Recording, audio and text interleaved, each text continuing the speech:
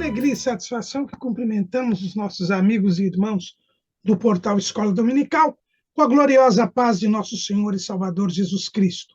Estamos dando início a mais um apêndice ao trimestre. Este complemento que o portal Escola Dominical disponibiliza para os alunos e professores da Escola Bíblica Dominical, quando nós vemos no trimestre que há a possibilidade de explorarmos um pouco mais o tema. Não se trata aqui, de modo algum, de fazer reparos à escolha dos temas e das lições do trimestre pela casa publicadora, mas apenas de trazermos algum subsídio complementar, quando verificamos que há possibilidade de aprofundarmos um pouco mais o estudo do trimestre. Neste quarto trimestre de 2022, nós estamos estudando o tema A Justiça Divina, a preparação do povo de Deus nos últimos dias, para os últimos dias, no livro de Ezequiel. Então, nós estamos estudando o livro do profeta Ezequiel, aplicando o livro do profeta Ezequiel para os nossos dias, a fim de que aquele ensino que Ezequiel trouxe da parte de Deus para o povo do seu tempo também sirva para nós nestes dias finais da dispensação da graça. E, observando o estudo do livro do profeta Ezequiel, entendemos por bem fazer este apêndice, onde iremos abordar o tema o juízo divino sobre as nações. Ezequiel, nós já temos estudado com os irmãos, ele foi levantado por Deus lá no cativeiro, porque ele foi levado para o cativeiro na terceira deportação, e ele foi, então, levantado por Deus para reafirmar o juízo que viria sobre o povo de Israel.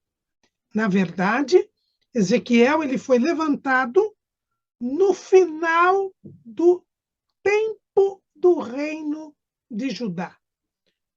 Ele profetizou nos últimos 6 anos antes da destruição de Jerusalém. Ele foi levado na terceira deportação, quando foi colocado no trono o rei Zedequias, que reinou 11 anos, e depois destes 11 anos, Jerusalém foi destruída, o templo foi destruído. E Ezequiel, na sua primeira parte do seu ministério, foi levantado por Deus exatamente para reafirmar que Deus estaria impondo o seu juízo sobre Judá por causa da impenitência. O povo sofreria o maior castigo previsto na lei de Moisés, que era a perda da terra prometida por causa dos seus pecados. Então, Ezequiel foi levantado por Deus neste tempo final da permanência na terra prometida e da independência do povo. O povo que havia sido liberto da escravidão no Egito e que tinha sido livre, terminaria o tempo da liberdade na terra prometida. Depois, quando eles voltassem do cativeiro, eles já não estariam mais em liberdade. Eles voltariam a ocupar parte da terra prometida, mas nunca mais em liberdade. E porque estava começando um novo tempo na história da humanidade. Este tempo que o próprio profeta Ezequiel diz que era o tempo dos gentios. Veja lá, Ezequiel, capítulo 30, versículo 3. Porque está perto o dia, sim, está perto o dia do Senhor, dia nublado, o tempo dos gentios ele será. É interessante, eu estava vendo um livro de teologia a respeito do profeta Ezequiel, e este livro nos fala que o livro do profeta Ezequiel ele tem 3 momentos. O primeiro momento é o momento em que a glória de Deus aparece para o profeta. Depois, o tempo em que a glória de Deus se retira do templo de Jerusalém. E, por fim, quando a glória de Deus volta para o novo templo, lá no final do livro do profeta Ezequiel. Então, nós temos um tempo em que a glória de Deus está presente, em que ela se retira, e depois o tempo em que ela voltará.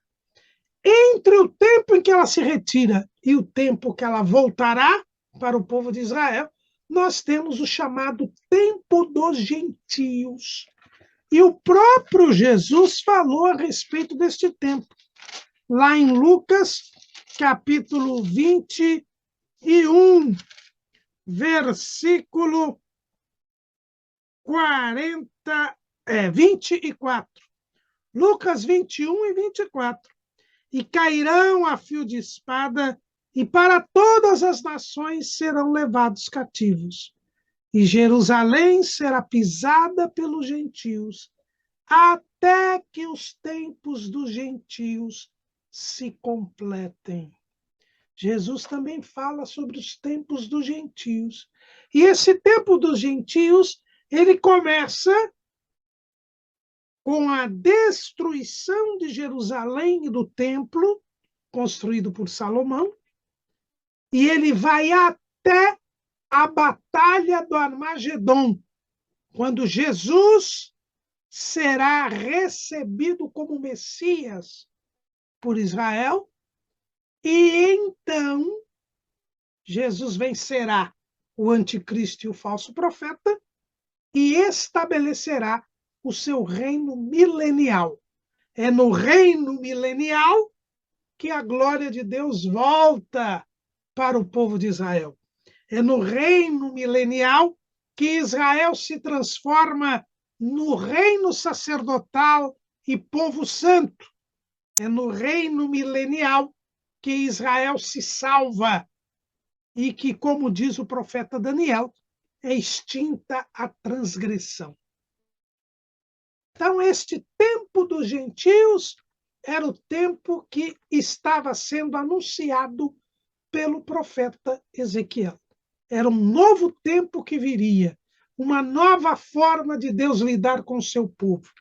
E é por isso que nós estamos estudando o livro do profeta Ezequiel, voltando para os nossos dias. Por quê? Porque também nós estamos no final de um tempo, o final da dispensação da graça, o final do tempo da igreja. A igreja brevemente, muito brevemente, será retirada da terra. E aí começará a 70ª semana de Daniel. Aí Deus vai começar a tratar novamente com Israel, visando a sua conversão. É o período da grande tribulação que está chegando, que é a última fase do tempo dos gentios. Então, nós temos aqui este tempo dos gentios sendo anunciado por Ezequiel. E este tempo dos gentios não foi anunciado apenas para os judaítas, apenas para a casa de Israel. Ele também foi anunciado para as outras nações. E é esse o objetivo do nosso apêndice. Ezequiel, como também Jeremias e também Daniel, foram usados por Deus neste período, não só para profetizar para os judeus, para os israelitas, como também para os gentios. Jeremias também tem profecias em relação aos gentios. Daniel falou do tempo dos gentios para o rei Nabucodonosor. Vejam os irmãos que aquela estátua do sonho de Nabucodonosor é a descrição do tempo dos gentios, que começa com o Império de Babilônia e termina com aquela pedra cortada sem mão, que vem e esmigalha toda a estátua e enche a terra, que é o reino milenial de Cristo. Então, Daniel também foi usado como estadista que era, e morando no palácio de Nabucodonosor, ele foi usado principalmente para os gentios, para trazer profecias a respeito de Israel, mas falada aos gentios também. E Ezequiel não foi diferente. O livro do profeta Ezequiel ele pode ser dividido em 3 partes. A primeira parte vai do capítulo 1 até o capítulo 24, que são as profecias até a queda de Jerusalém. São as profecias em que Ezequiel anunciava a destruição de Jerusalém e do templo. Depois nós temos do capítulo 25 até o capítulo 32, nós temos profecias em que Ezequiel se dirige às nações. Ele anuncia o juízo, mas diz que o juízo não seria apenas sobre Israel. Como Deus estava estabelecendo o tempo dos gentios com seus impérios mundiais, também o cenário político do Oriente Médio seria mudado. Não só Israel seria tomado pelos babilônios, mas os babilônios também conquistariam e tirariam a liberdade de vários povos. E são estes 7 povos, estas 7 nações que Ezequiel se dirige nas suas profecias. E o nosso apêndice será exatamente a análise destas profecias a estas 7 nações, do capítulo 25 ao capítulo 32 de Ezequiel. A partir do capítulo 33, o profeta Ezequiel volta a se dirigir a Israel, mas agora com uma mensagem de restauração, uma promessa de restauração, uma promessa de restabelecimento, de cumprimento do propósito divino de Israel se tornar uma nova nação, não uma nova nação, mas se tornar a nação que Deus sempre quis que ela fosse. Que nação seria esta? O reino sacerdotal e povo santo. Então, é este meio do livro de Ezequiel, que não foi tratado em nenhuma lição específica, que nós iremos, a partir de agora, analisar, ainda que de forma sucinta. O juízo divino sobre as nações. E, ao vermos Deus dando juízo sobre as nações, nós iremos aprender como escapar da ira futura, como escapar da ira divina. Porque aquelas nações seriam castigadas por Deus, não porque eram gentílicas, mas porque pecaram contra Deus, se rebelaram contra Deus. E é nesta rebelião contra Deus que elas foram castigadas. E o que elas fizeram, nós não podemos fazer se quisermos viver eternamente com o Senhor. Então, em primeiro lugar, vamos ver que a primeira nação que Deus fala, contra a qual Deus fala, e é bom também já frisarmos aqui, que as profecias que estão colocadas nos capítulos 25 a 32 não estão em ordem cronológica. O próprio livro mostra as épocas em que Deus falou a cada povo. Então, não estão em ordem cronológica. Isso é importante. Elas foram agrupadas conforme as nações e a maior parte dessas profecias diz respeito ao Egito. Nós vamos dizer por quê, e elas estão agrupadas ao final, ali as referidas ao Egito. Há também um grande número de uma porção pronunciada com relação a Tiro e ao seu rei. Então, as profecias não estão em ordem cronológica. Nós colocamos aí no nosso esboço a ordem cronológica de cada profecia, respeitando aqui a colocação no texto, mas nós devemos entender que elas não estão em ordem cronológica. Mas a primeira nação que é colocada aqui é a nação de Amon. E é interessante que antes mesmo desta porção do capítulo 25, nós temos uma menção a Amon ainda dentro das profecias dirigidas aos israelitas. No capítulo 21, no versículo 28, Deus já manda Ezequiel, no meio de uma profecia contra Israel, dirigir-se a Amon. Diz o texto, Ezequiel 21 e 28. E tu, ó filho do homem, profetiza e dize, assim diz o Senhor Jeová, acerca dos filhos de Amon e acerca do seu desprezo. Dize, pois, a espada está desembainhada, assacalada para matança, para consumir, para reluzir. Entretanto, que te vem vaidade, entretanto que te adivinham mentiras, para te porem no pescoço dos ímpios, mortalmente feridos, cujo dia virá no tempo da extrema maldade. Nessa profecia, Ezequiel diz que Nabucodonosor estava se dirigindo até Jerusalém e ele estava em dúvida se deveria atacar primeiro Jerusalém ou Rabá, que era a capital de Amon.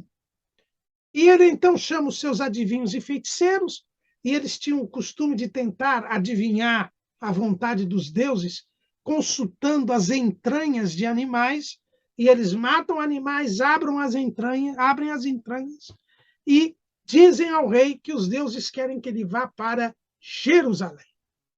Na verdade, o próprio Deus diz que era Deus quem estava encaminhando Nabucodonosor para destruir Jerusalém e o templo. E os amonitas, ao saberem que o exército de Babilônia foi para Jerusalém, eles ficaram aliviados, mas eles tiveram um outro sentimento além do simples alívio. Quando nós abrimos o capítulo 25 do livro do profeta Ezequiel, Deus manda que ele se dirigisse contra Amon e profetizasse e dissesse o seguinte, capítulo 25, versículo 3.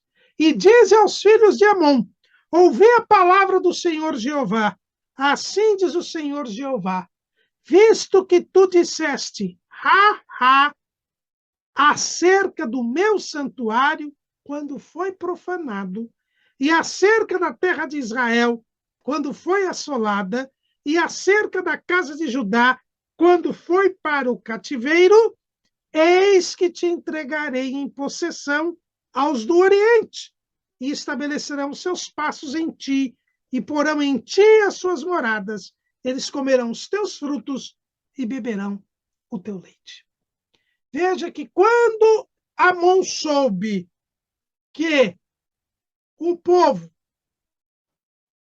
que Jerusalém tinha sido atacada em vez de Rabá, eles se alegraram com relação a Amon, com relação a Israel. Por quê? Porque eles tiveram uma malignidade. Eles se alegraram de coração com toda a maldade contra a terra de Israel. Veja o versículo 6 do capítulo 25 de Ezequiel. Visto como bateste com as mãos e pateaste com os pés e te alegraste de coração em toda a sua maldade contra a terra de Israel. Ao verem que Jerusalém foi destruída e não Rabá, eles se alegraram de coração. Eles revelaram a maldade de coração contra o povo de Israel. Veja que os amonitas eram proibidos de entrar no templo. eles sempre foram contrários a Israel. Eles inventavam uma história de que Israel havia tomado a terra deles. Já no tempo de Jefté, eles alegaram isso, o que era mentira. Porque quando Deus mandou que eles conquistassem o reino de Bazã e o reino de Og, aquelas terras não pertenciam aos amonitas. Os amonitas eram descendentes de Ló. E eles diziam que o povo tinha tomado a terra deles, o que não é verdade. Depois nós vemos como eles lutaram contra Israel mais à frente. Né? Vocês vão ver que,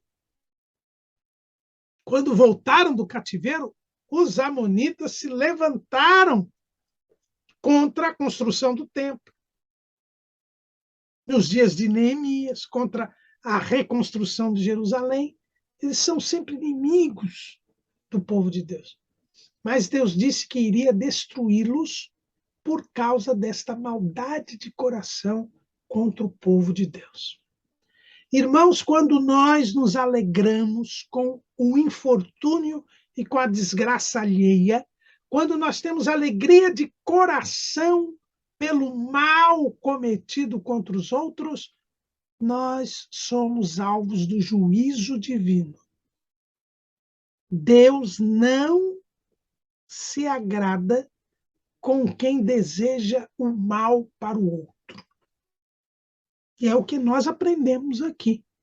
Os amonitas foram destruídos, hoje não existem mais amonitas, porque eles se alegraram de coração pelo mal sofrido pelo povo de Israel.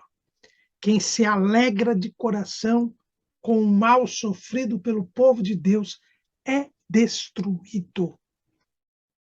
Aprenda essa lição com Ezequiel. Não deseje o mal. O nosso sentimento tem que ser o mesmo sentimento de Deus, que é colocado neste mesmo livro de Ezequiel. Neste mesmo livro de Ezequiel, Deus diz qual é o seu sentimento. Veja lá, Ezequiel, capítulo 18, versículo 32.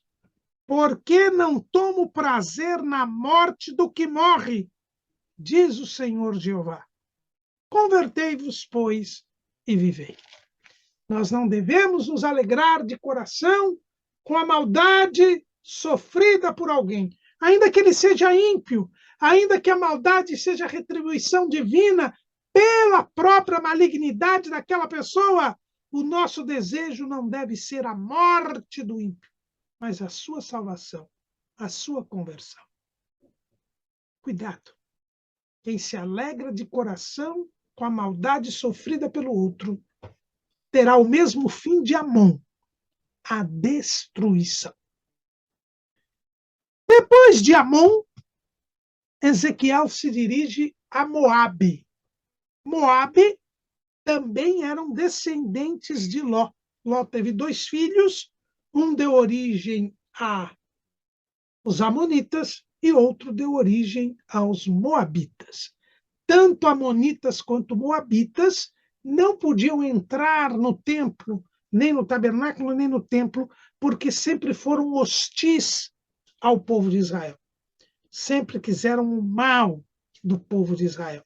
Os amonitas, como nós vimos, eles se alegraram de coração com a maldade sofrida pelo povo. E com Moabe, Deus também estabeleceu um juízo contra eles. Veja o que está escrito lá em Ezequiel, capítulo 25, versículo 8. Assim diz o Senhor Jeová, visto como dizem Moabe e Seir, eis que a casa de Judá é como todas as nações, portanto, eis que eu abrirei o lado de Moabe, desde as suas cidades, fora das fronteiras, a glória da terra. Por que os moabitas seriam punidos? Porque eles diziam que o povo de Deus era como qualquer outro povo. Eles não respeitavam a singularidade do povo de Israel. Veja que Deus é Deus de todas as nações. Deus não faz diferença entre as nações. Deus não faz acepção de pessoas. O fato de Deus mandar Jeremias, Ezequiel e Daniel também anunciar o juízo que ele faria sobre Israel para as outras nações já é a prova de que Deus é Deus de todas as nações. Quando Deus chamou Israel para ser o seu povo especial, ele fez questão de lembrar a Israel que ele era Deus de todas as nações. Veja lá Êxodo, capítulo 19, versículo 5. Agora, pois, se diligentemente ouvirdes a minha voz e guardardes o meu concerto, então sereis a minha propriedade peculiar dentre todos os povos, porque toda a terra é minha. Deus é dono de toda a terra. E é por isso que ele iria estabelecer juízo sobre as outras nações, que eram rebeldes contra eles. Os gentios, quem são os gentios? São os descendentes de Noé, que se rebelaram contra Deus na Torre de Babel. E Deus, então, por causa desta rebelião, formou um novo povo. Um povo miraculosamente criado por Deus. Porque Abrão não podia ter filhos, nem Sarai. E Deus fez com que Sarai desse à luz a Isaac. Depois Rebeca não podia ter filhos. Deus fez com que Rebeca desse à luz a Esaú e a Jacó. E de Jacó vem o povo de Israel. Foi um povo formado por Deus, que se multiplicou no Egito, que em 215 anos, eles de 70 pessoas, passou a ser 600 mil homens de guerra, fora mulheres e crianças. Portanto, nós vemos como Deus que formou Israel, mas as outras nações não deixaram de ser de Deus. E Deus não deixou de ser Deus das outras nações. Mas qual era o problema? Israel era um povo diferente, escolhido por Deus para ser santo, para ser separado dos demais povos, para ser reino sacerdotal. E Moabe dizia: eis que a casa de Judá é como todas as nações. Moabe não aceitava esta separação, esta santidade de Israel. Veja o caso de Baal-Peor, que está lá no livro de Números. No livro de Números, no capítulo 25, como as moabitas seduziram os israelitas e se prostituíram com eles e os levaram a servir a Baal, lá no Monte Peor, querendo que o povo de Israel participasse do pecado e da idolatria e da prostituição. Os moabitas foram punidos e destruídos porque quiseram por fim a santidade do povo de Deus. Porque quiseram profanar o povo de Deus. Todas as pessoas que trabalham para retirar a santidade do povo de Deus, que querem que o povo de Deus seja como qualquer outro povo, que querem que os crentes sejam mundanos, que defendem que nós vivamos da mesma maneira que os outros. É a turma que diz: Deus só quer o coração. Estes serão também destruídos. É o que nós aprendemos com os moabitas. Moabe foi destruída porque ele disse que o povo era o mesmo, que o povo era igual, que não era um povo separado de Deus. Eles não aceitavam que o povo vivesse em santidade. Aprendamos com o juízo de Ezequiel sobre os moabitas. Todos aqueles que querem retirar a santidade do povo de Deus serão destruídos. Aí nós vamos para o terceiro povo. O terceiro povo a quem se dirigiu o profeta Ezequiel. Era o povo de Edom. Edom eram os descendentes de Esaú. Eram irmãos dos israelitas, mas não se comportaram como tal. Veja a mensagem que Ezequiel trouxe da parte de Deus para Edom. Capítulo 25, versículo 12. Assim diz o Senhor Jeová: pois que Edom se houve vingativamente para com a casa de Judá, e se fizeram culpadíssimos quando se vingaram dela, portanto, assim diz o Senhor Jeová, também estenderei a mão contra Edom. Os edomitas, eles se vingaram dos israelitas. Eles também tinham mágoa, tinham ressentimento. Talvez porque soubessem que seu pai Esaú perdeu a primogenitura e que todas as bênçãos que tinha Israel poderiam ser deles. Mas o fato é que eles resolveram se vingar de Israel. No livro do profeta Obadias, que também é um juízo contra Edom, veja, nós temos um profeta que Deus levantou só para profetizar contra Edom, só para dizer o quanto Edom seria castigado e destruído por causa da sua má conduta com relação ao seu irmão Israel. Mas Edom, ele diz que ele caguetou para os babilônios onde estavam judaítas foragidos. Ele ajudou os babilônios a capturar e a matar judaítas, porque ele quis se vingar dos judaítas, dos israelitas. Quem quer se vingar, quem usa da vingança, quem se vinga, vai ser destruído. Porque a vingança é algo único e exclusivo de Deus. Só Deus pode se vingar. Só Deus pode usar a vingança. A vingança é algo que ele não distribui para ninguém. Veja o que está escrito lá em Romanos capítulo 12, versículo 19.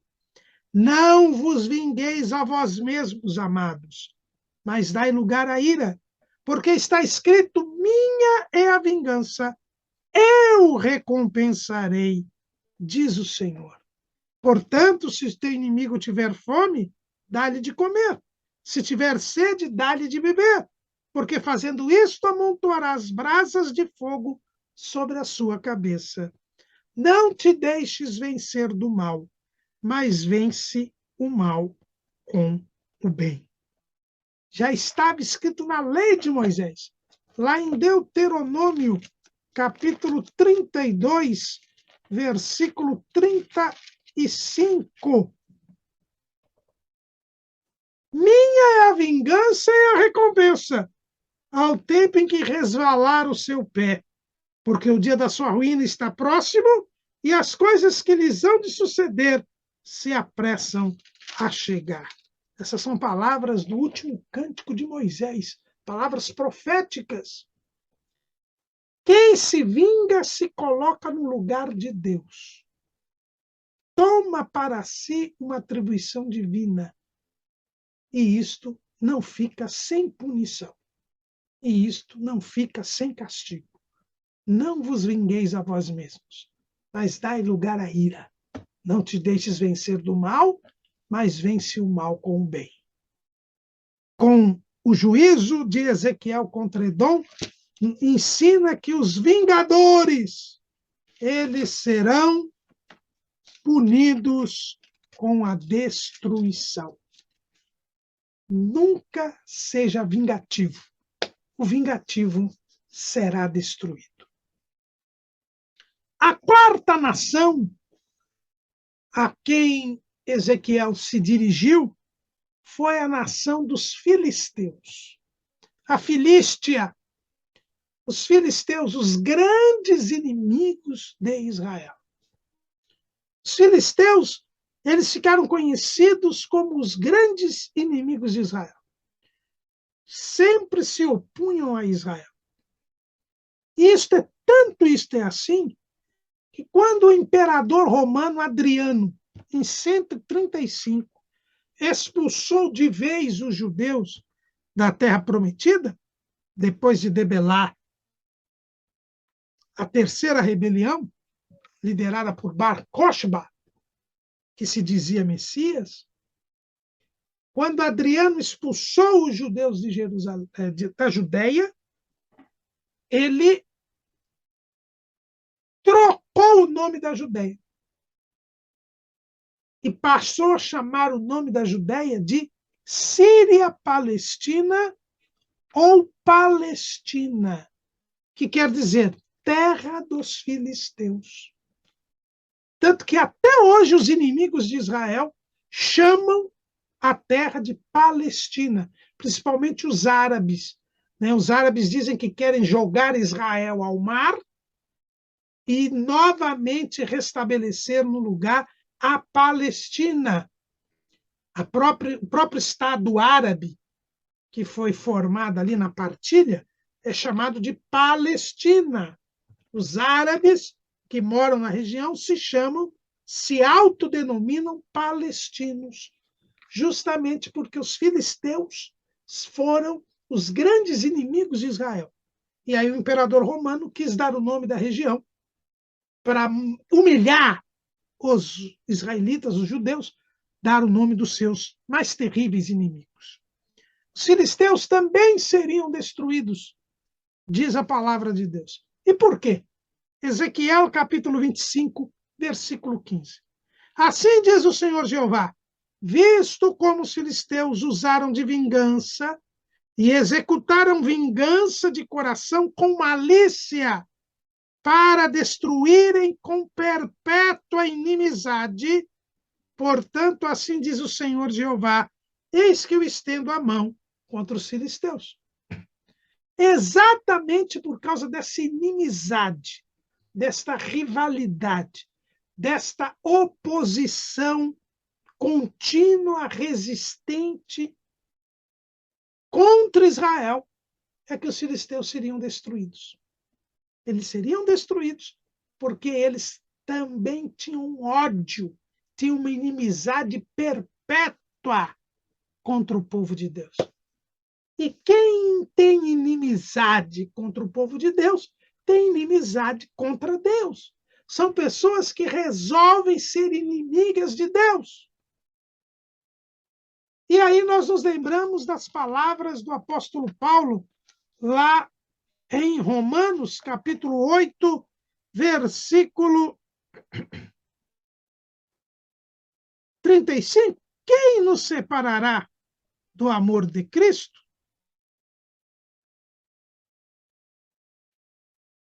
E depois, no versículo 31, se Deus é por nós, quem será contra nós?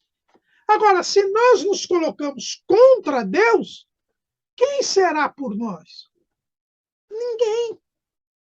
Então, nós vemos aqui, irmãos, com uma absoluta clareza que quem se constitui inimigo do povo de Deus será destruído, será castigado.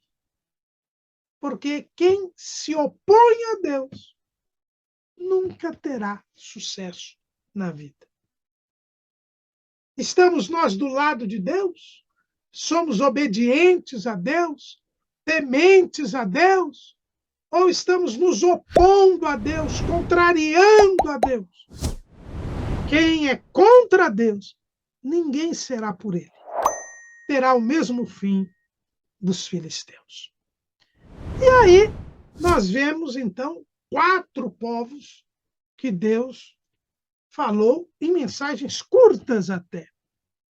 Em seguida, o profeta Ezequiel, ele vai dedicar algumas mensagens contra Tiro e contra o seu rei. Essas mensagens abarcam os capítulos 26, 27 e 28 até o versículo 19. Já são mensagens mais longas e é mais de uma mensagem que Deus se dirige a Tiro. E até agora nós tínhamos falado de Amon, Moabe, Edom, os filisteus, que são povos que costumeiramente se opunham ao povo de Israel. Mas quando nós vemos mensagens contra Tiro e o seu rei, isso nos causa um pouco de admiração e de surpresa. Por quê? Porque Tiro, que era o principal porto do Oriente, Tiro pertencia ao povo fenício, né? Os fenícios que moravam ali na região que hoje é ocupada pelo Líbano e que era o povo mais desenvolvido em termos de navegação na antiguidade. Eles dominavam muito a marinha, a navegação marítima, e por causa disso eram grandes comerciantes. Os fenícios, eles foram conhecidos porque eles faziam a comunicação entre todos os povos do mundo conhecido. Dominavam ali aquele mar Mediterrâneo como ninguém.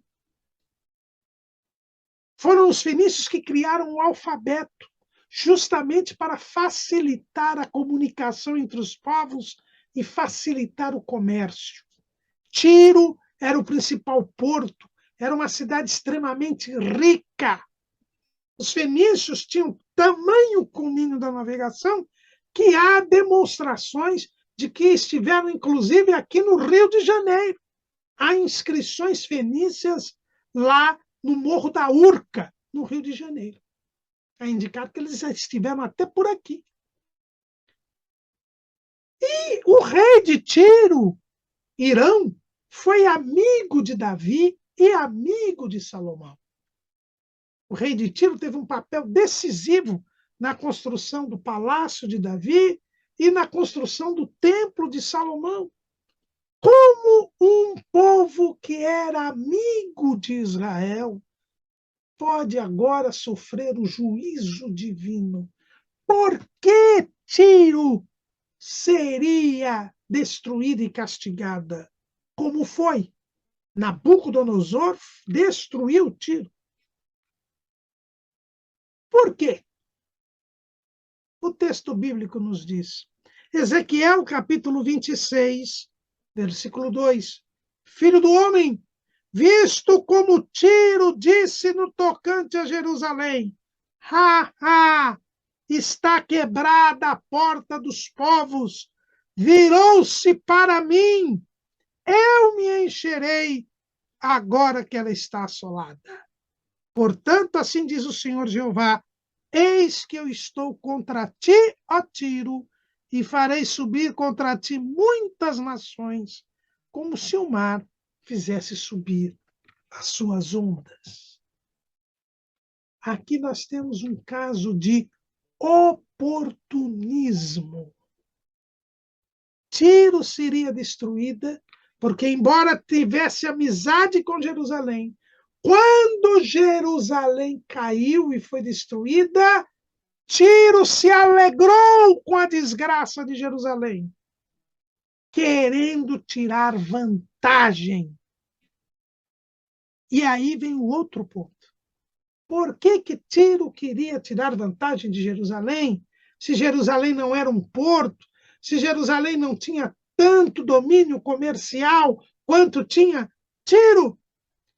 Porque naquele tempo o rei de Tiro era um homem tão soberbo que se achava Deus.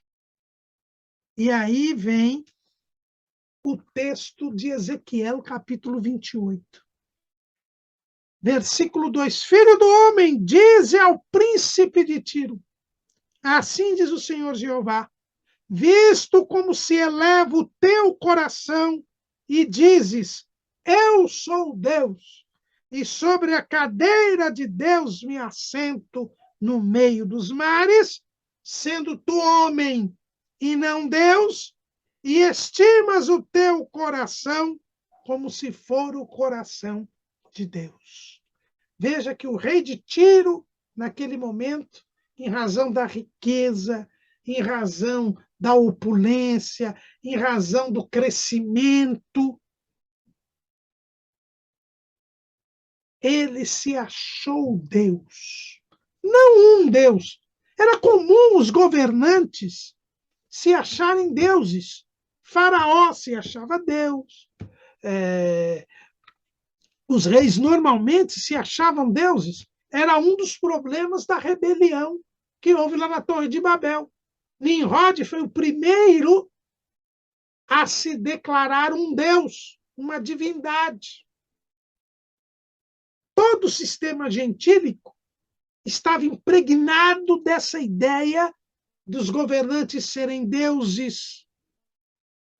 Mas o fato é que o rei de Tiro se achou o único Deus. Tanto que quando Jerusalém é destruída, Jerusalém era a sede do templo onde estava aquele que se dizia o Deus único, onde o povo de Israel dizia que era o único Deus. Quando o rei de Tiro soube que Jerusalém foi destruída, ele que já se achava Deus, achou que teria vantagem na destruição de Jerusalém para se colocar como o único Deus.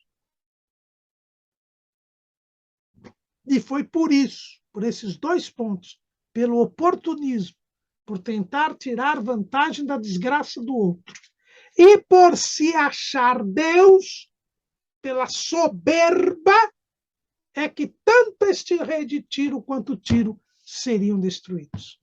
E aqui nós temos um ponto. Todas as vezes que alguém se acha Deus, a mão de Deus vai sobre ele, porque Deus não divide a sua glória com ninguém. Assim aconteceu com Herodes Agripa I. Herodes Agripa I se achou Deus e por isso foi comido de bichos. Veja lá Atos dos Apóstolos, capítulo 12, versículo 21. E num dia designado, vestindo Herodes as vestes reais, estava sentado no tribunal e lhes dirigiu a palavra. E o povo exclamava, voz de Deus e não de homem. No mesmo instante, feriu o anjo do Senhor, porque não deu glória a Deus, e comido de bichos, expirou. Assim acontecerá com o anticristo. O anticristo ele será jogado no lago de fogo e enxofre, ainda vivo. Ele vai inaugurar o lago de fogo e de enxofre. Por que ele sofrerá esta pena máxima, um castigo máximo que já enfrentou um ser humano? Porque ele vai querer ser Deus. Ele vai se colocar no lugar de Deus. É o que está escrito lá em 2 aos Tessalonicenses, capítulo 2, versículo 4. O qual se opõe e se levanta contra tudo o que se chama Deus ou se adora, de sorte que se assentará como Deus no templo de Deus, querendo parecer Deus. Por isso é que ele vai ser jogado no lago de fogo e enxofre, ainda vivo. Porque ele quis se fazer Deus. E o falso profeta, que levou as pessoas a consentirem com esse ato, também será lançado por causa disso. Porque são dignos de morte tanto quem faz, como quem consente com quem faz. Então, irmãos, Tiro seria destruída, e foi, ela sofreu, a história conta, que sofreu um cerco de 13 anos até ser completamente destruída, ela, o seu porto, e nunca mais ela se reergueu. Por quê? Porque ela foi oportunista. Ela se quis tirar vantagem da desgraça de Jerusalém. E pior do que isso, seu rei achou que fosse Deus, quis ser Deus. E é interessante, irmãos, que quando Ezequiel traz a profecia contra o rei de Tiro, Deus nos revela, através do profeta Ezequiel, que este sentimento de querer ser Deus e de se elevar à condição de Deus foi exatamente o pecado cometido pelo querubim ungido, pelo querubim protetor, que se transformou em Satanás, que se transformou no diabo. E aqui em Ezequiel 28, nós temos a revelação de que o sentimento que estava no rei de Tiro já tinha estado antes num ser angelical, num ser celestial, que era este querubim ungido, este querubim protetor. E o rei de Tiro aqui é usado, então, como figura deste ser, que não era o rei de Tiro. Por quê? Porque olha o que diz o profeta, a partir do versículo 11. Veio mais a minha palavra do Senhor, dizendo: Filho do homem, levanta uma lamentação sobre o rei de Tiro, e diz-lhe: assim diz o Senhor Jeová. E aí ele começa uma descrição que não é do rei de Tiro. Tu és o aferidor da medida, cheio de sabedoria e perfeito em formosura. O rei de Tiro nunca foi perfeito. Ele era um ser humano. Todo ser humano era imperfeito. Mas aqui se fala de um ser que era perfeito. Estávamos no Éden, jardim de Deus. O rei de Tiro nunca esteve no jardim do Éden. O diabo, sim. Toda pedra preciosa era a tua cobertura. No dia em que foste criado, foram preparados. O rei de Tiro nasceu de um pai e de uma mãe. Ele não foi criado diretamente por Deus, como foi o diabo. Então vejam que este ser aqui, tu eras querubim ungido para proteger, e te estabeleci no Monte Santo de Deus estavas, no meio das pedras afogueadas andavas. Veja que quando a Bíblia fala em pedras afogueadas, está a falar a respeito de anjos. O salmista, no Salmo 103, ele diz assim, versículo 20: Bendizei ao Senhor, anjos seus, magníficos em poder, que cumpris as suas ordens, obedecendo a voz da sua palavra. Então, os anjos são magníficos em poder. Veja que ele era cheio de sabedoria e perfeito em formosura. Então, mostra que se trata de anjos. Mas tem um outro ponto. Lá no Salmo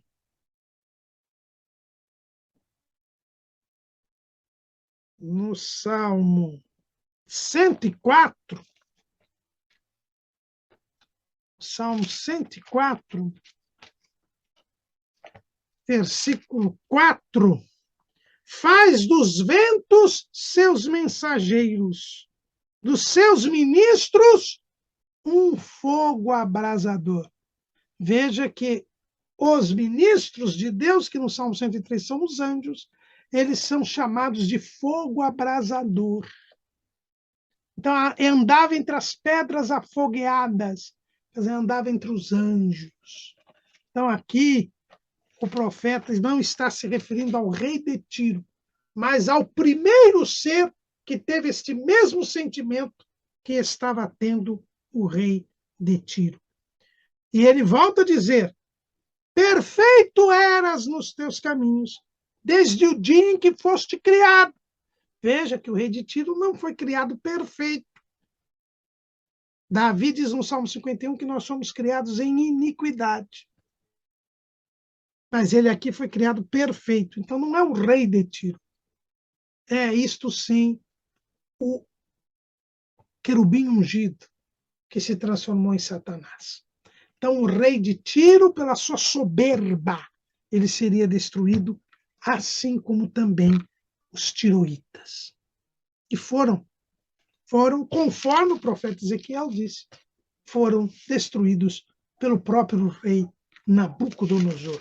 Ezequiel disse que seria o próprio Nabucodonosor quem destruiria Tiro. Ezequiel 26:7. Porque assim diz o Senhor Jeová: eis que eu trarei contra Tiro a Nabucodonosor, rei de Babilônia, desde o norte, o rei dos reis, com cavalos e com carros, e com cavaleiros e companhias, e muito povo. Pela soberba e pelo oportunismo, Tiro foi destruído. Não tenhamos esse sentimento. Não queiramos ser Deus. Não queiramos tomar o lugar de Deus. Não sejamos soberbos, porque a soberba nos levará à destruição. E não sejamos oportunistas, querendo tirar vantagem da desgraça alheia. A sexta nação contra a qual Deus se apresentou foi Sidom. Sidom era outro porto dos fenícios, era outra terra dos fenícios. Nos dias de Ezequiel, Sidom já não tinha grande expressão, mas Sidom chegou a ter muita proeminência. O historiador grego Heródoto, conhecido como pai da história, ele menciona o maior rei de Sidom, que foi Etibaal, que está na Bíblia. Etibaal está na Bíblia. Ele era o pai de Jezabel, que se casou com Acabe. Veja lá, 1 Reis, capítulo 16, versículo 31. E sucedeu, como se fora coisa leve andar nos pecados de Jeroboão, filho de Nebate, ainda tomou por mulher a Jezabel, filha de Etibaal, rei dos Sidônios, e foi e serviu a Baal e se encurvou diante dele. Sidom, então, era conhecida por ser a terra da adoração a Baal, a terra de Etibaal, né? O grande rei que foi até mencionado pelo pai da história, Heródoto. E por que Sidom seria destruída? Ezequiel, capítulo 28, versículo 21. Filho do homem, dirige o rosto contra Sidom e profetiza contra ela. E diz, e assim diz o Senhor Jeová: eis-me contra ti, ó Sidom, e serei glorificado no meio de ti, e saberão que eu sou o Senhor quando nela executar juízos e nela me santificar. Porque enviarei contra ela a peste e o sangue nas suas ruas, e os traspassados cairão no meio dela, estando a espada em roda contra ela, e saberão que eu sou o Senhor. E a casa de Israel nunca mais terá espinho que a pique, nem espinho que cause dor, de qualquer que ao redor deles os roubam. E saberão que eu sou o Senhor Jeová. Por que Sidom seria destruída? Porque ela sempre foi o espinho que pica e o espinho que causa dor para Israel. Foi exatamente o que aconteceu quando Jezabel veio e se casou com Acabe. Ela trouxe a idolatria, ela trouxe a prostituição, ela trouxe a perseguição aos profetas, ela trouxe a maldade e o terror para o meio do povo. Os sidônios eram pessoas que traziam e induziam o povo de Deus ao pecado, à apostasia, à desobediência. É o espinho que pica, é o espinho que causa dor. Quem vem ao povo de Deus, se infiltra no meio do povo de Deus para trazer o pecado, para trazer a prostituição, para trazer a tentação, para trazer o mal, estes serão punidos. Veja que Jesus menciona uma pessoa dessa, a quem chama exatamente de Jezabel, na igreja que havia na cidade de Tiatira. Lá em Apocalipse, capítulo 2, versículo 20. Mas tenho contra ti o tolerares que Jezabel, mulher que se diz profetiza, ensine e engane os meus servos para que se prostituam e comam dos sacrifícios da idolatria. Estes são os sidônios, são aqueles que enganam o povo de Deus, enganam os incautos e fazem com que eles se prostituam e se tornem idólatras, que eles vivam em pecado, que eles tornem ao pecado. Quem age desta maneira, quem leva o povo de Deus a pecar, quem faz propaganda do pecado, também será destruído, também sofrerá o juízo divino. E terminamos aqui com a sétima nação, que é a mais extensa, como nós dissemos para os irmãos. São várias profecias contra o Egito e contra Faraó, que é o rei do Egito, que vão do capítulo 29 até o capítulo 32 do livro do profeta Ezequiel. Por que esta profusão de mensagens contra o Egito? Nós devemos lembrar, mais uma vez, que Ezequiel estava falando do fim do tempo da independência e da posse da terra prometida por Israel. Israel havia se libertado de quem? Do Egito. Mas o Egito não tinha deixado de ser uma potência. Era a mais antiga potência mundial existente.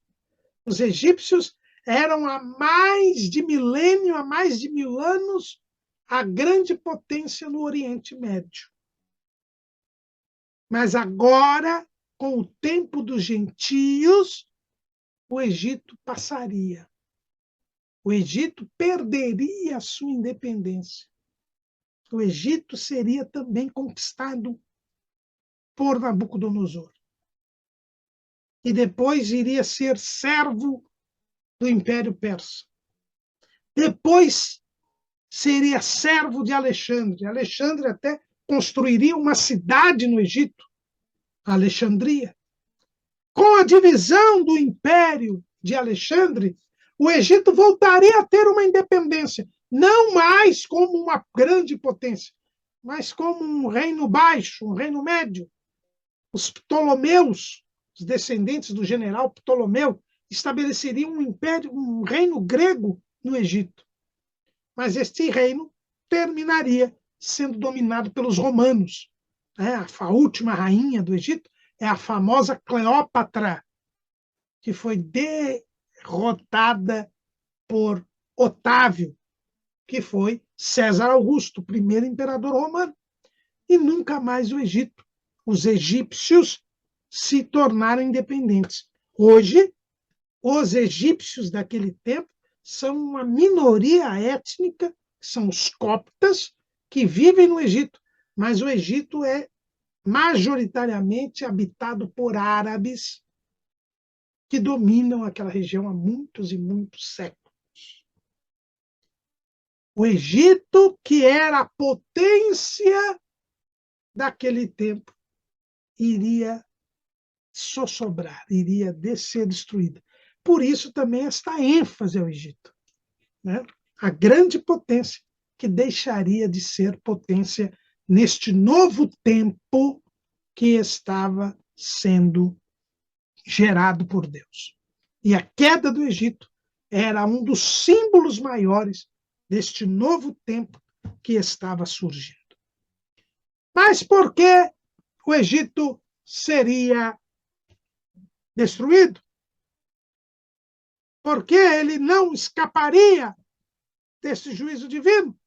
A primeira mensagem, que está no capítulo 29, versículos 1 a 16, do livro do profeta Ezequiel, nos fala o seguinte, 29 e 3. Fala e diz, e assim diz o Senhor Jeová, eis-me contra ti, ó Faraó, rei do Egito, grande dragão, que pousas no meio dos teus rios e que dizes, o meu rio é meu e eu o fiz para mim.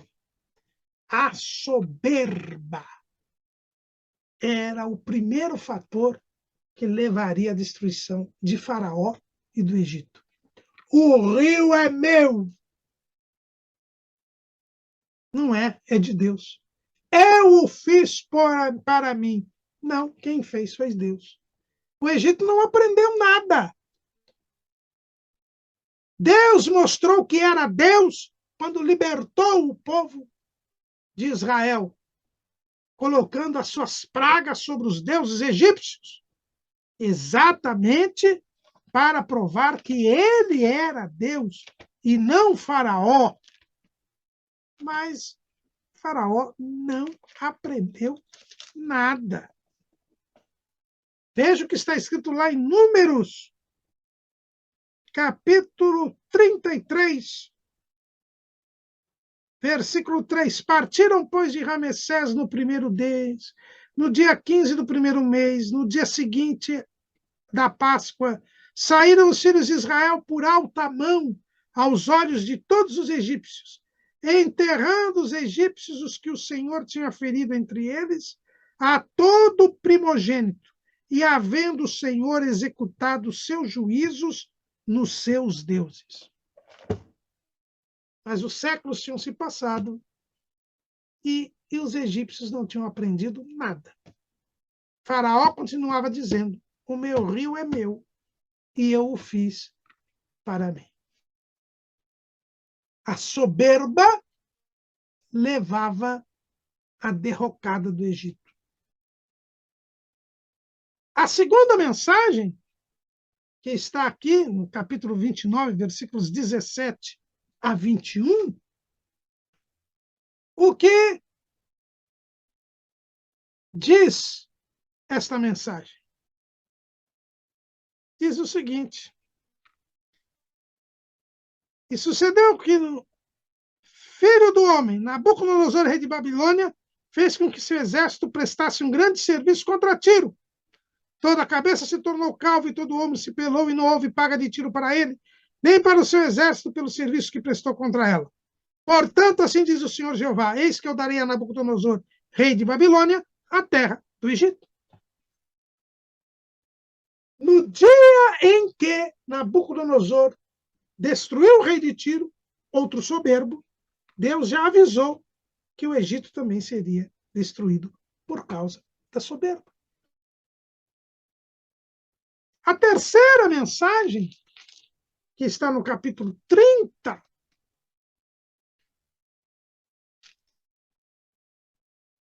fala exatamente como nós já falamos aqui, sobre o tempo dos gentios. Deus diz que iria tirar o Egito do domínio da condição de potência mundial, porque ele estava estabelecendo agora o tempo dos gentios. Deus é quem estabelece e remove os reis. Foi o que disse o profeta Daniel a Nabucodonosor. E é o que está aqui. Capítulo 30, versículo 6. Assim diz o Senhor, também cairão os que o Egito sustém e descerá a soberba de seu poder. Não só os egípcios, mas todos os que lhe auxiliavam seriam destruídos, porque estava começando um novo tempo, o tempo dos gentios. A mensagem que Deus dá é que é Ele quem coloca quem Ele quer. Que não devemos ser soberbos.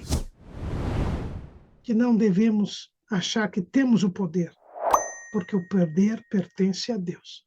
E Deus estava entregando o Egito nas mãos de Nabucodonosor, o primeiro rei da sequência dos impérios mundiais, do tempo dos gentios, a cabeça de ouro daquela estátua que o próprio Nabucodonosor teve o sonho, e que foi revelado o sonho e interpretado por Daniel. Deus estava pondo fim ao longo domínio do Egito. Neste mundo, tudo é passageiro. Podem durar anos, séculos, mas tudo passa. Só a palavra de Deus não passa. E só aquele que faz a vontade de Deus permanece para sempre. Aprendamos isso com o juízo que Deus pôs sobre o Egito. A próxima mensagem que Deus dá ao Egito é dizer o seguinte, lá no capítulo 30, versículo 21, Filho do homem, eu quebrei o braço de Faraó, rei do Egito, e eis que não lhe aplicarão emplastos, nem lhe porão ligaduras para o atar, para o esforçar, para que pegue da espada. Portanto, assim diz o Senhor Jeová, eis que eu estou contra Faraó, rei do Egito, e quebrarei os seus braços, tanto forte como que está quebrado, e farei cair da sua mão a espada, e espalharei os egípcios entre as nações, e os espalharei pelas terras. É Deus quem tem o poder, é Deus quem controla. Como disse os calmistas, uma coisa disse Deus, duas vezes a ouvir, todo o poder pertence a Deus. Os egípcios desapareceriam como nação. Os egípcios desapareceriam como potência. Por quê? Porque tinham sido soberbos. Porque não tinham reconhecido o senhorio de Deus. E Deus dá ainda um aviso a Faraó. No capítulo 31, Deus diz a Faraó, olhe para a Assíria. E quem era a Assíria? Era a potência que tinha se levantado e começado a ameaçar a hegemonia do Egito. Como eu disse para os irmãos, o Egito sempre teve ali aquela primazia. Mas quando os assírios se levantaram, eles ameaçaram o Egito. E este cenário de ameaça da Assíria contra o Egito é até o pano de fundo do tempo do fim da nação de Israel.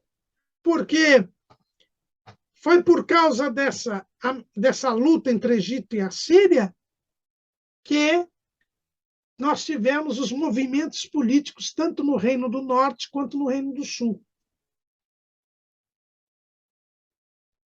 Naquela briga entre Egito e Assíria, era comum os reis de Israel ou os reis de Judá um tempo estarem do lado do rei da Assíria, outro tempo estar do lado do rei do Egito, tentando sobreviver politicamente, jogando com essas duas potências. Mas a Assíria, ela foi destruída pelo pai de Nabucodonosor. E Deus avisou que Nínive seria destruída através do profeta Naum. E agora Deus fala para Faraó, você está vendo a Assíria? A Assíria que estava tendo vantagem contra você, que estava sendo ameaçada, eu mesmo destruí os assírios. E veja que o começo da derrocada dos assírios começou quando Senaqueribe tentou invadir Jerusalém. E Deus mandou aquele anjo que matou 185 mil soldados dos assírios. Ali começou o fim da Assíria. Por uma ação de Deus. E Deus disse para Faraó, olha, você é soberbo, mas a Assíria que era o cedro dos Líbanos, a Assíria que estava lá em cima, eu derrubei. Veja lá o capítulo 31, versículo 5. Eis que a Síria era um cedro no Líbano, de ramos formosos, de sombrosa ramagem e de alta estatura, e o seu topo estava entre os ramos espessos. Mas eu derrubei. Mas nem assim Faraó se arrependeu. Nem assim Faraó se humilhou. E aí, irmãos, vem a parte final desta lamentação que o profeta faz sobre o Egito. E é interessante que ele não só faz o juízo contra Tiro, mas ele lamenta. E agora também ele faz um juízo contra Faraó e contra o Egito, mas ele também lamenta. E a lamentação que nós vemos no capítulo 32, no livro do profeta Ezequiel, é a grande e última lição que nós vamos ter neste trecho do livro do profeta Ezequiel. É que a derrota de Faraó, é que a derrocada de Faraó não seria apenas política, econômica ou até física. Veja que Deus diz assim, no capítulo 32, versículo 11, porque assim diz o Senhor Jeová, a espada do rei de Babilônia virá sobre ti, farei cair a multidão com as espadas dos valentes, que são todos os mais terríveis das nações, e eles destruirão a soberba do Egito, e toda a multidão será perdida. Deus fala de morte física, Deus fala de fim de governo, de fim de reinado, de fim de poder. Mas não é isto que Deus vai lamentar através do profeta. Veja o que ele diz, capítulo 32, versículo 18. Filho do homem, pranteia sobre a multidão do Egito e faze-a descer, a ela e as filhas das nações magníficas, à terra mais baixa, aos que descem a cova. Aqui o profeta está mostrando que depois do juízo, depois da destruição, depois da morte, eles iriam todos para as terras mais baixas, para o Sheol, para o mundo dos mortos.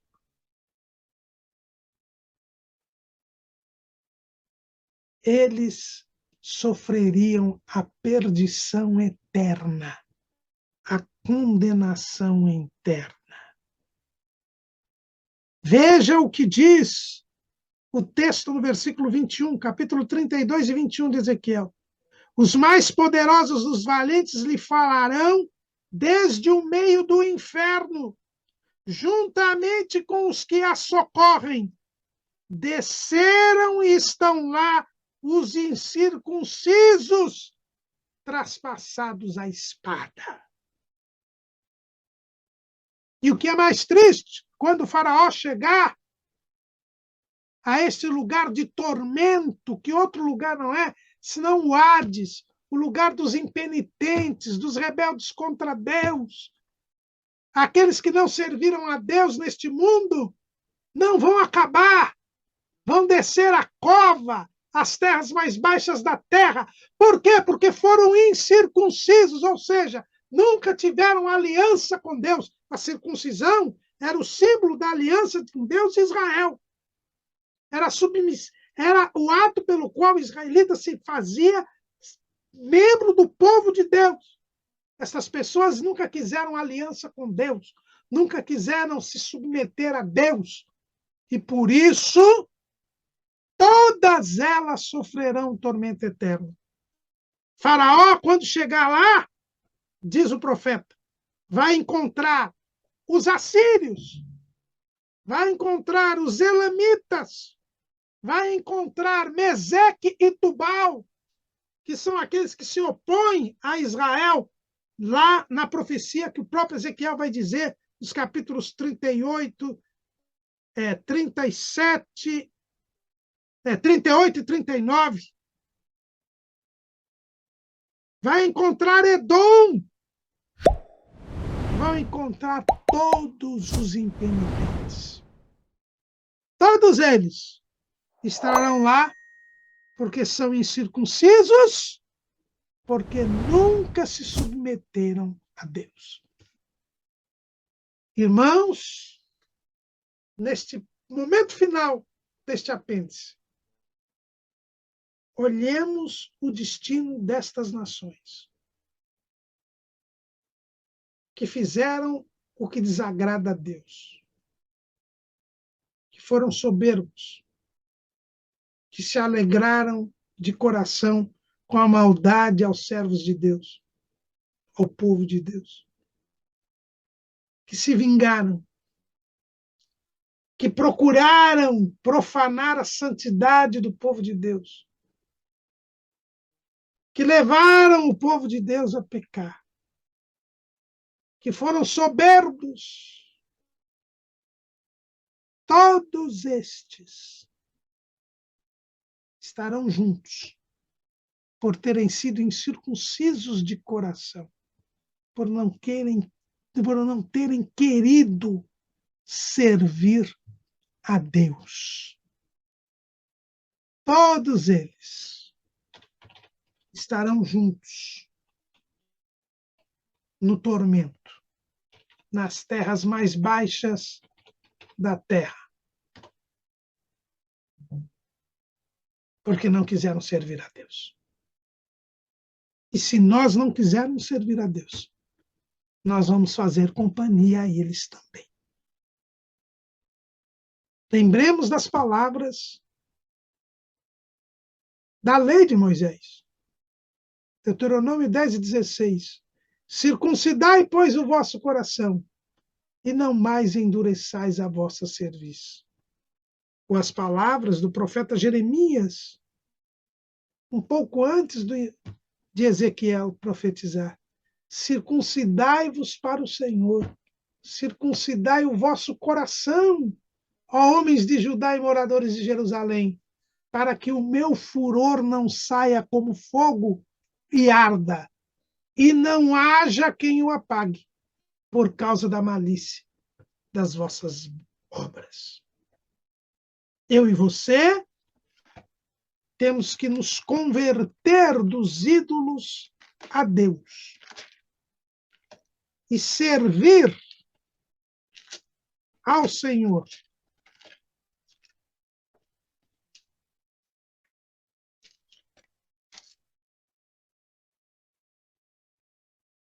E servir ao Deus vivo e verdadeiro. E esperar dos céus a seu Filho, a Jesus, que nos livra da ira futura. Se nós não nos convertermos dos ídolos a Deus, se nós não servirmos ao Deus vivo e verdadeiro, se nós não estivermos esperando Jesus, e quem espera Jesus se purifica a si mesmo, nós seremos incircuncisos de coração. Sofreremos o castigo divino. E o furor de Deus vai sair como fogo que ficará ardendo sempre. E não haverá quem o apague, por causa da malícia das suas obras. Naqueles dias que o tempo dos gentios estava por começar, as nações foram julgadas e destruídas, e estão aguardando o julgamento final naquele dia. No fim do tempo dos gentios, as nações serão julgadas novamente. Está lá em Mateus capítulo 25, versículo 31. E quando o Filho do Homem vier em sua glória, e todos os santos anjos com ele, então se assentará no trono da sua glória. E todas as nações serão reunidas diante dele. E apartará uns dos outros, como o pastor aparta dos bodes as ovelhas. E no versículo 45 é dito: então lhes responderá dizendo: em verdade vos digo que quando a um destes pequeninos o não fizestes, não o fizestes a mim. E irão estes para o tormento eterno, mas os justos para a vida eterna. Qual é a nossa situação? Será que estamos cometendo os erros dos amonitas, dos moabitas, dos filisteus, dos edomitas, dos sidônios, dos tiroítas, dos egípcios? Será que vamos fazer companhia a eles no lago de fogo e enxofre? Que Deus tenha piedade de nós. Amém.